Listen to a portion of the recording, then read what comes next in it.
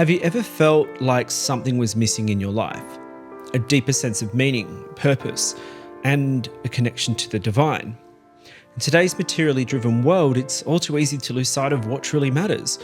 We get caught up in the pursuit of money, status, and other worldly pleasures. Then, before we know it, we're left feeling lost and unfulfilled. But what if there was a way to find that deeper meaning and purpose that you have been longing for? What would that actually look like for you if you found it? You see, one of the key allegories in Freemasonry is the story of Jacob's ladder, which comes from the book of Genesis. And this serves as a powerful guide for anyone seeking to live a more meaningful and virtuous life. In the book of Genesis, we read about how Jacob, the son of Isaac and grandson of Abraham, fell asleep one night using a stone as a pillow. I bet that was absolutely uncomfortable. And as he slept, he dreamt of a ladder stretching from the earth to the heaven, with angels ascending and descending upon it. At the top of the ladder, God appeared to Jacob and reaffirmed the covenant he had made with his ancestors, promising to bless him and his descendants. When Jacob awoke, he realized that he had a profound spiritual experience, and he set up the stone he had slept on as a pillar, anointed it with oil, and named the place Bethel, meaning house of God. He vowed to follow God and to give 1/10 of his possessions to him. But there's a key. Before he could truly dedicate himself to God, he had to let go of the foreign gods in his life, the idols and the distractions that were leading him astray. What are these foreign gods in your own life? What are they holding you back from? Is it spiritual growth? Fulfillment? You see, just as Jacob had to remove the foreign gods from his household, we too must remove these foreign gods of materialism, greed, and vice from our lives if we wish to ascend the spiritual ladder of growth. In our Masonic ceremonies, this is symbolized by having all Masons enter on the level and part on the square, disregarding the material, a symbolic shedding of worldly wealth and attachments. But it doesn't stop there.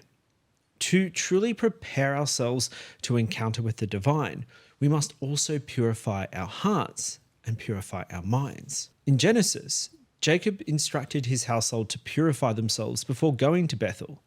This involved ritual cleansings and putting aside of impure thoughts and motives. And in Freemasonry, this purification is symbolized by a candidate's desire for initiation. He's asked if he comes with a pure heart and noble intentions, free from unworthy or mercenary motives. This emphasis on purity of heart echoes the spiritual and moral cleansing that Jacob and his family underwent. Then there is a point within the ceremony the candidate is invested with the white lambskin apron, the badge of a Mason, and the symbol of purity and innocence that he is expected to cultivate in his life. So what would it mean for you to embrace a new identity centered on virtue and service? See, this symbolic change of garments, like the one Jacob and his household undertook, signifies the putting off of the old self and putting on the new self by embracing a new identity centered on that virtue and service. So how can we, like Jacob and a newly initiated brother, ascend the ladder of spiritual growth in our own lives? Well, the path of spiritual growth is marked by 3 essential virtues: faith, hope, and charity.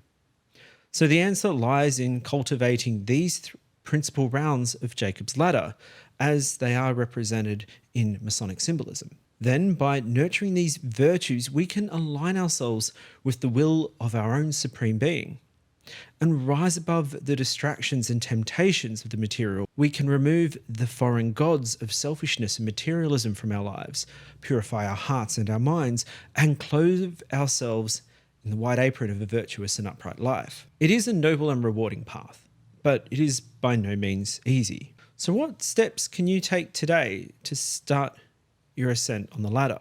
Well, by deciding ourselves that these principles allow us to find a deeper sense of meaning and purpose and connection to the divine, we can then become better people, not just for ourselves, but for our families, our communities, and our colleagues, as well as the world at large. So if we break down each of these virtues and explore how we can cultivate them in our daily lives, we end up with faith, the first step on the ladder. And This faith is a firm belief in the Supreme Being that we all bend to, and a trust in his divine path. And how can we strengthen our faith in a world filled with doubt and cynicism? Are there any particular practices that resonate with you? In Freemasonry, this is representation of faith that reinforces each brother to pursue his own faith while providing universal recognition of the divine presence in all creation. And then by strengthening our faith through prayer and meditation and the study of our faith's sacred texts, we can develop that deeper connection to our own supreme beings and align ourselves with his will. The second step on the ladder is hope, a confident expectation of a better future, both in this life and the next. And when faced with challenges and setbacks, how do you actually maintain a sense of hope and optimism?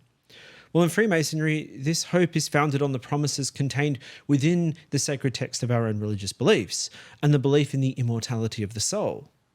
So then by cultivating a sense of hope, we can stay motivated and focused on our spiritual journey, even in the face of challenges and setbacks. And the third is charity, the final step on the ladder. Charity is a selfless love and concern for the welfare of others. What acts of kindness and service can you perform to cultivate the spirit of charity in your life and in your community? In Freemasonry, charity is considered the greatest of all virtues, encompassing both faith and hope. So by practicing charity in our daily lives through things like acts of kindness and generosity, but more importantly, service, we can become more like our supreme being and fulfill our highest potential as human beings. So to cultivate these virtues, we must be willing to make some changes in our lives. We must be willing to let go of our attachments to material things and focus on what truly matters. We must be willing to examine our own hearts and our motivations, and then constantly strive for greater purity and sincerity. We must be willing to put the needs of others sometimes before ourselves and to serve the greater good rather than our own selfish interests. And then ascending the ladder of this spiritual growth requires a real change and commitment. It's not an easy path, but it is a noble and rewarding one. So by ascending the ladder of faith, hope, and charity, we can become more than ordinary people. We can become true moral and spiritual leaders, shining and beaming examples of what it means to live a life of purpose and integrity. And this is the true essence of Freemasonry, a way of life that challenges us to become the best versions of ourselves. You see the story of Jacob's ladder and the symbols of Freemasonry offer us a powerful template for personal transformation and spiritual growth. So then by removing these foreign gods of materialism and vice from our lives and purifying our hearts and minds, as well as cultivating the virtues of faith, hope, and charity, we can ascend that ladder and we can achieve enlightenment and align ourselves with our God. This path is open to those who sincerely seek it, no matter what your religious views or faith is. So what's holding you back from taking this journey? By embracing these principles and putting them into practice in each of our own daily lives, we can find a deeper sense of purpose and meaning and connection to the divine. So let us be like Jacob, and let us adhere to the standard that Freemasonry has set for us and go forth on this journey of growth and improvement and remove these distractions and impurities from our lives so we can focus on what truly matters. Let's have faith in our Supreme Being, hope for a better future, and let the practice of charity and selflessness service, knowing what we do is fulfilling our highest calling as human beings. We can then live a path of an upright individual and a Mason, and it is a path that is open for all those who seek it, whether it's in Freemasonry or not. You see, your spiritual transformation awaits. What will your first step be? May we have the courage and the dedication to take it, and may we find the wisdom, strength, and beauty that lies for us at its end. This has been the Daily Masonic Progress Podcast.